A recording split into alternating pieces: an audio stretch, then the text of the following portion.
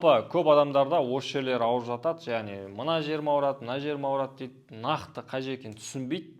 Көбінесе ол таксистер, яғни машина айдайтын адамдар, көп отыратындар, кейбір адамдар осы кондиционерден суық ұстайды осы жерлерден примерно.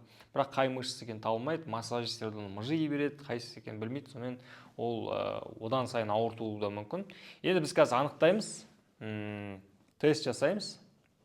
Давим сильнее, сопротивляемся. Қылқан үсті бұлшық еті бар мына жерлерде. Сол істемейді, яғни оны надосная мышца деп айтады. Қазір мен соны уқалап іске қосып көрем.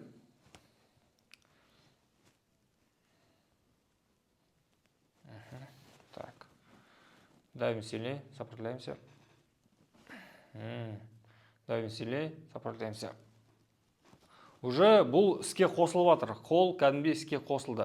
Дәл осы жерлерде надосная мышцаны уқалаймыз. 5 минут, 10 минут ауырғаны басылғанша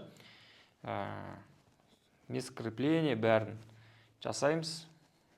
Уже адамның выражениесі де өзгере бастайды. Кәдімгі ауырып жатқанның түрінен көрініп тұрады. Баса береміз, уқалап. Былай істесеңіздер болады, бүйтіп, созып. Так. Давим сильнее, сопротивляемся. Уже күштірек болады. Дәл осылай жасай саласыздар, бұл аса қиын нәрсе емес.